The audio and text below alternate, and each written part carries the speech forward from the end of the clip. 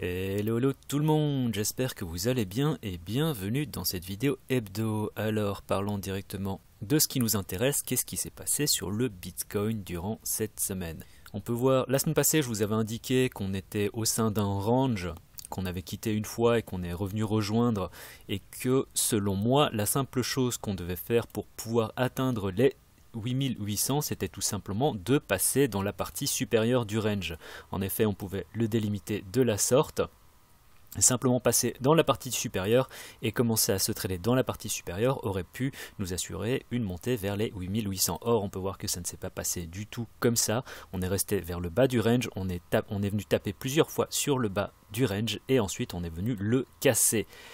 Ce qui a entraîné ensuite une chute assez conséquente sur le Bitcoin et encore plus conséquente sur l'ensemble des alts. En effet, Bitcoin a perdu plus de 10% dans cette chute et les alts, je pense, ont pour certains souffert jusqu'à 25% de chute.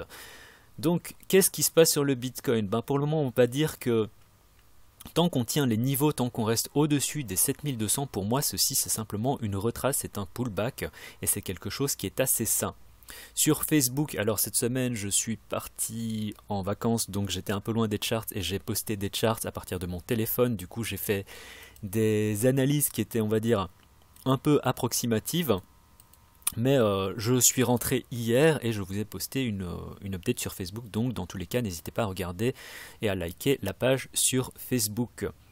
Donc je vous avais indiqué hier que sur le graphe en hebdomadaire, on avait cette chandelle englobante rouge qui n'est pas bon signe du tout et que pour éviter ce genre de cas de figure où on a une clôture de cette chandelle rouge, il faut qu'avant la fin de la semaine, on vienne rejoindre les 7000, au-dessus des 7400, idéalement les 7500. Donc on peut voir en ce moment, je vais vous montrer ça en weekly, on peut voir en ce moment qu'on a réussi à remonter quelque peu, mais idéalement il faudrait remonter au-dessus des 7500 pour éviter qu'on ait une chandelle englobante. Je vous avais indiqué sur le 4 heures qu'on était en zone de survente. Ah non, ça c'est le daily. Je vous avais indiqué sur Facebook donc que pour moi il n'était pas impossible qu'on aille chercher les 7002 et vu qu'on était en zone de survente sur le RSI, que l'on connaisse un rebond. Du coup, ma stratégie de trade c'était tout simplement d'acheter aux alentours avec différents ordres d'achat jusqu'aux 7200 et espérer un rebond. Alors, on peut voir sur le 1 heure que ça ne s'est pas non plus tout à fait passé comme je le voulais, dans le sens où on n'a pas été chercher les 7002, j'ai eu un ordre d'achat, un petit ordre d'achat qui a été effectué ici et qui m'a permis de rejoindre, on a quand même venu retaper la zone en bleu ici et ça m'a permis d'avoir un petit trade en positif. Ceci dit, mes ordres d'achat qui sont situés donc entre les 7320 et les 7200 sont toujours actifs. Pourquoi? Si on regarde ce qui s'est passé ici, je vais vous montrer ça sur un autre chart. Alors là ça ressemble un peu à un sapin de Noël, mais on peut voir que ce qui s'est passé ici c'est qu'on s'est tradé en range et qu'on s'est tradé parfois dans la partie supérieure, parfois dans la partie inférieure. On peut voir aussi qu'on a eu un faux breakout qui a ensuite généré pas mal de shorts et qu'on est venu taper la zone des 7230. Donc mes ordres d'achat sont toujours en cours. Pourquoi? Parce que si jamais on connaît encore une chute de la sorte et ensuite une remontée, eh ben, ça pourrait être une entrée assez intéressante sur le Bitcoin. Donc est-ce que ça va se passer? Je ne sais pas, comme je vous l'avais indiqué sur Facebook. C'est une stratégie assez risquée, mais j'ai donc mon stop qui est ici plus ou moins au 7150 et je ne place pas mon stop bien sûr pile poil en dessous de ce creux ici parce qu'on peut toujours avoir un rachat de stop et se faire sortir. Donc si on regarde en weekly, on peut voir qu'on est sorti entre guillemets du scénario de la chandelle englobante descendante. Il faut que ça se confirme en effet sur l'hebdomadaire, donc on a encore 2 jours devant nous avant la clôture de cette bougie, mais idéalement il faudrait que l'on clôture au-dessus donc des 7400, ce qui pour le moment on va dire est en bonne route. Idéalement en fait il faudrait que l'on clôture au-dessus des 7500. On peut voir sur le daily que ça nous permettrait de remonter au-dessus de cette résistance et qu'elle deviendrait support. À partir de ce moment-là, peut-être qu'on se traderait au sein d'un range qui se situe entre les 7500 et les 7700. et ce serait un premier pas vers la cassure des 7700. Si vous avez une stratégie de trade un peu plus conservatrice, eh ben, j'attendrai éventuellement une cassure nette et une clôture au-dessus des 7700. En effet, à partir de là, on pourrait commencer à taper dans les 7800 et il n'y a qu'un pas avant qu'on retourne aux 8000. Donc les supports et résistances sur le Bitcoin, le support à tenir, c'est véritablement le support des 7200. Si on vient clôturer en dessous des 7200, c'est véritablement pas bon signe et on va très probablement venir rechercher les 6800. Et c'est pas quelque chose que l'on veut parce que ce serait une retrace totale depuis la formation de cette épaule tête épaule inversée. Et donc cette retrace totale depuis donc le breakout ici s'attendrait à annuler cette uptrend dans laquelle on est encore en ce moment et on viendrait davantage confirmer à nouveau un trading en range. Donc idéalement on tiendrait les 7200. Si maintenant on continue à se trader dans les prochains jours encore en range, l'idéal ce serait que l'on passe au-dessus des 7500 et que l'on se trade entre les 7500 et les 7700. Et à partir de là, si on arrive à continuer l'uptrend, eh ben, on va très certainement venir à nouveau rechercher les 8100 à 8200 et je l'espère cette fois enfin casser au-dessus des 8300 pour venir chercher les 8800. Mais là, je vais chercher un peu loin, je ne suis pas certain que cela se passe. Mais on va dire que pour le moment, le scénario privilégié, c'est tout simplement un trading en range entre les 7200, en effet une chute n'est pas à exclure, et les 7700. Une fois qu'on aura une cassure des 7700, eh ben, ceux qui ont une stratégie beaucoup plus conservatrice pourront éventuellement rentrer sur le marché. L'idéal étant encore et toujours que durant la semaine, est-ce que ça va se faire? Je ne sais pas, ça prendra peut-être un peu plus d'une semaine, que l'on crée donc ici un creux qui est plus haut que celui-ci et par la suite aussi un sommet qui soit plus haut que les 8400 qu'on a connus ici. Donc voilà, ça c'était pour le Bitcoin, passons du coup à l'Ethereum. Alors Ethereum contre l'USD, on peut voir qu'on était dans ce canal aussi, on est venu casser le canal, on a trouvé du support dans le bas de cette zone ici, donc ça c'est assez positif. On peut voir aussi qu'on a eu des volumes qui ne sont pas exceptionnels, mais on a quand même ici une jolie remontée en daily.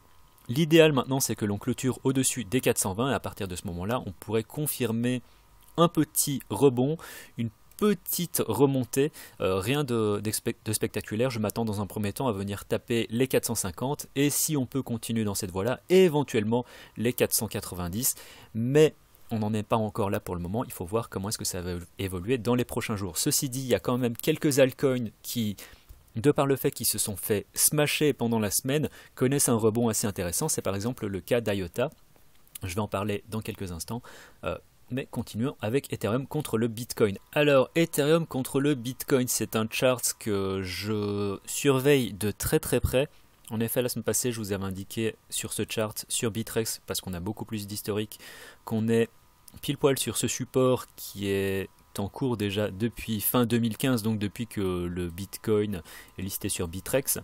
Donc on est sur ce support oblique, on est également sur ce support horizontal ici, et en fonction du support que l'on pourrait trouver ou ne pas trouver, eh ben, ça pourrait être assez intéressant de voir ce qui va se passer sur l'Ethereum. Si maintenant l'Ethereum connaît un rebond assez intéressant, j'utilise l'Ethereum comme une espèce d'indicateur par rapport à ce qui pourrait se passer sur les altcoins. Si on a un joli run sur l'Ethereum contre le Bitcoin, on pourrait éventuellement aussi avoir un run sur les altcoins, mais on n'en est pas encore là pour le moment parce qu'il n'y a rien de confirmé.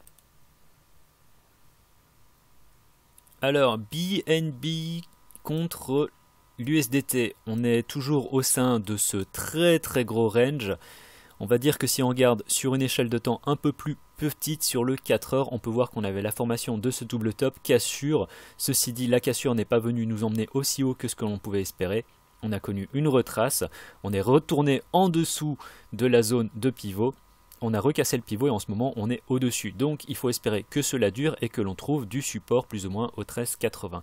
Mais globalement, le chart du Binance n'est pas mauvais du tout.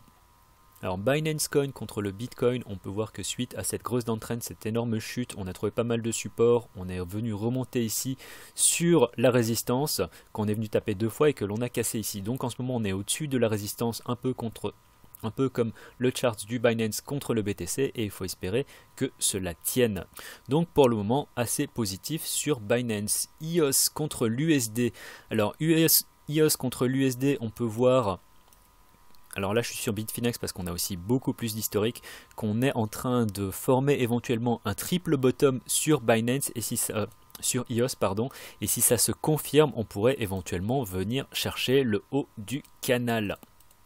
Donc à ce niveau-là, j'ai pris position sur EOS, j'ai encore quelques ordres d'achat qui sont situés dans le bas, dans la partie basse de ce range ici, en espérant qu'on ait une chute, et ensuite une remontée. Donc à ce niveau-là, c'est tout comme sur le Bitcoin, c'est une entrée en position qui est assez risquée parce qu'on ne sait pas ce qui va se passer. En effet, ça pourrait continuer à chuter un peu plus bas, mais comme je l'avais expliqué sur Facebook, ce sont des trades qui ont un reward ratio assez intéressant, donc que je me permets de prendre.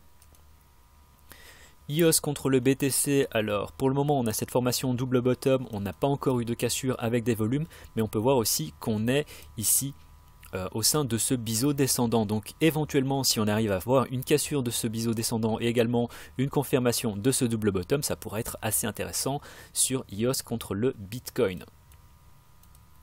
Alors Ethereum Classic, il y a eu une news avec Coinbase, je pense que Ethereum Classic est enfin listé sur Coinbase et du coup voilà, il y a eu le pump qu'on lui a connu, ça c'est véritablement juste un trade de news. Ça a permis, j'avais pris une position ici, donc ça m'a permis de faire quelque chose de l'ordre de 15% sur... j'ai déjà pris une partie de mes profits, je laisse le reste rouler éventuellement pour si on a encore une autre montée qui se profile. Pour le moment, on va dire que ça tient encore assez bien ces niveaux. Sur le RSI, on peut voir qu'on est quand même pas mal en survente et là, c'est en train de se calmer. Ceci dit, sur le 4 heures, on peut voir qu'on peut encore monter plus haut. Donc j'ai une partie de ma position qui est toujours en train de tourner et j'espère tout simplement qu'on va éventuellement continuer à aller chercher de nouvelles hauteurs sur l'Ethereum classique. J'ai également pris une petite position pour moi. La zone verte ici, c'est tout simplement une première buy zone. Et si on vient chuter à nouveau ici, ben je renforcerai encore davantage mes positions. Ceci dit, je ne veux pas que l'on chute davantage, parce que sinon ce serait une retrace totale et ce ne serait pas positif sur l'Ethereum classique. Ceci dit, pour le moment, on tient assez bien les niveaux et je ne pense pas qu'il y ait de soucis à se faire. Si on regarde Ethereum classique contre le Bitcoin, c'est le même scénario. On peut voir qu'on est venu taper pile poil sur cette résistance ici et je m'attends éventuellement, si on a un mouvement haussier qui se confirme, que l'on vienne éventuellement chercher le haut de ce range. Ça ne se fera pas tout de suite, ne me faites pas dire ce que je n'ai pas dit, mais ce ne serait pas impossible que durant la semaine ou un peu plus tard, on finisse par taper le haut du range.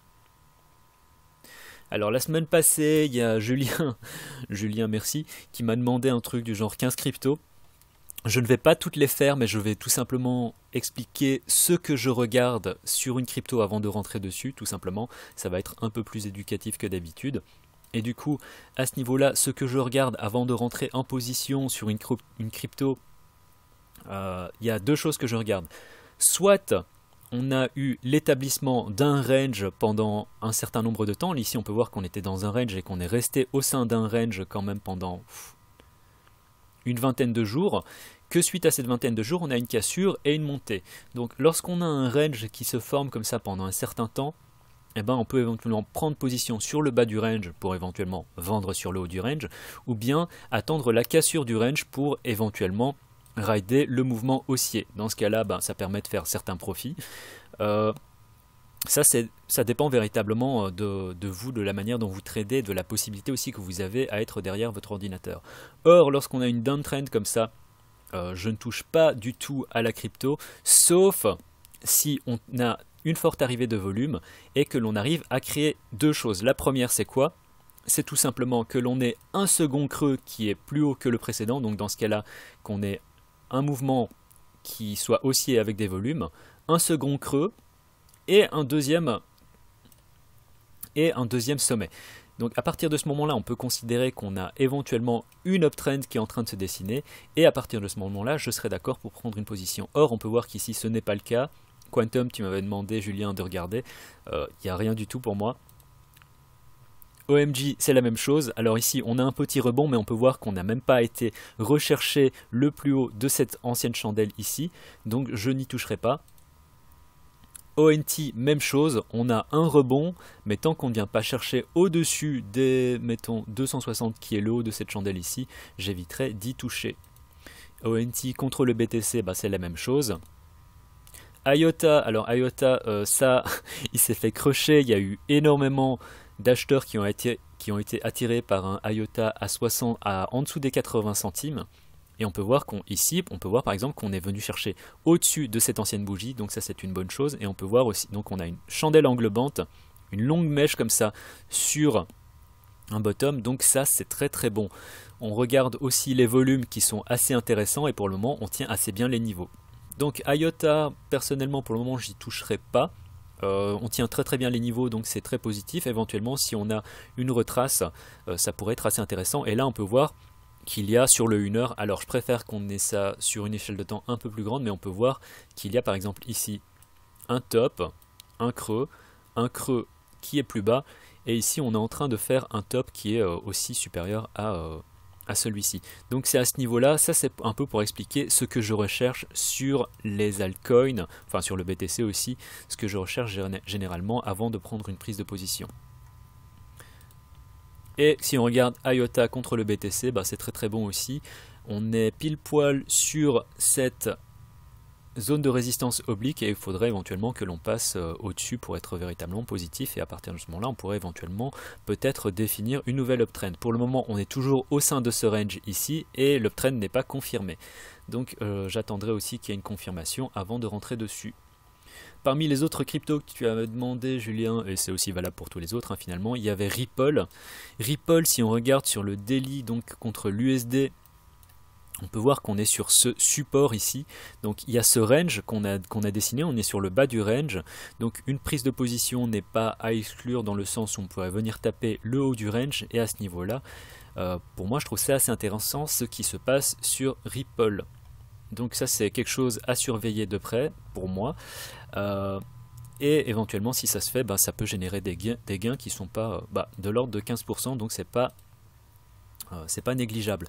Même chose contre... ah non, pas du tout la même chose contre le Bitcoin. Pour le moment, on peut voir que sur le Bitcoin, on est sur cette résistance ici, qu'on a pas mal de... On a un peu de mal à passer au-dessus, mais si on arrive à passer au-dessus, on pourrait venir chercher donc cette target ici, et ça ferait également un gain de l'ordre de 15% sur le Ripple contre le Bitcoin. Donc Ripple et IOTA, ce sont deux cryptos que je garderai à l'œil cette semaine, de même que Ethereum classique, éventuellement aussi EOS et le BNB. À côté de ça, tu avais encore demandé XEM. Alors NEM, je préférerais ne pas y toucher, tout simplement, c'est pas joli à voir. Steam, même chose, je ne toucherai pas. LRC, alors LRC, voilà, ça c'est encore pire parce qu'ici on a véritablement, on peut voir qu'on a presque on a une parabole carrément, donc à ce niveau-là, pas bon du tout. Dent, très peu d'historique, mais on peut voir comment est-ce que ça se passe, et vu ce qui se passe là-dessus, j'éviterai d'y toucher.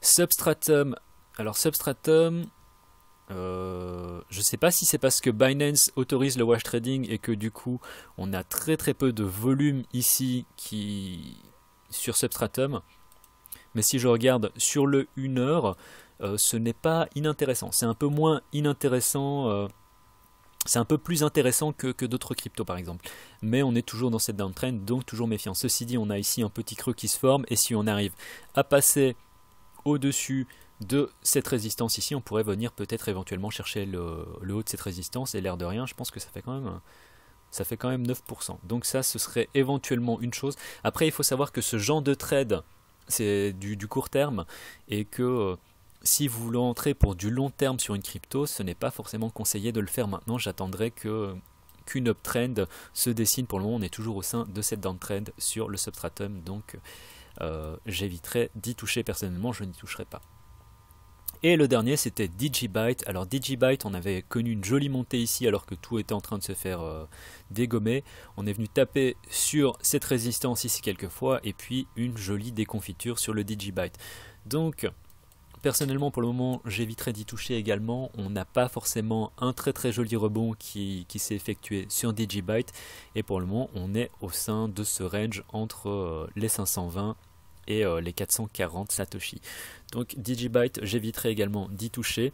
On peut voir qu'ici ça nous a servi de résistance et qu'on n'arrive pas à passer au-dessus. Donc même si ici on est sur un support et qu'on pourrait éventuellement acheter le support pour vendre sur la résistance, personnellement ça fait pas partie des choses qui m'intéressent. Je pense qu'il y a d'autres opportunités plus intéressantes, donc Digibyte, je n'y toucherai pas. Mais voilà, tout ça c'est mon avis personnel.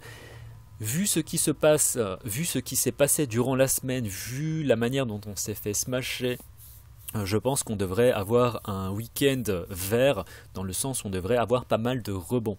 Donc pour des trades à court terme, je pense que ça peut être assez intéressant de regarder un peu ce qui va se passer.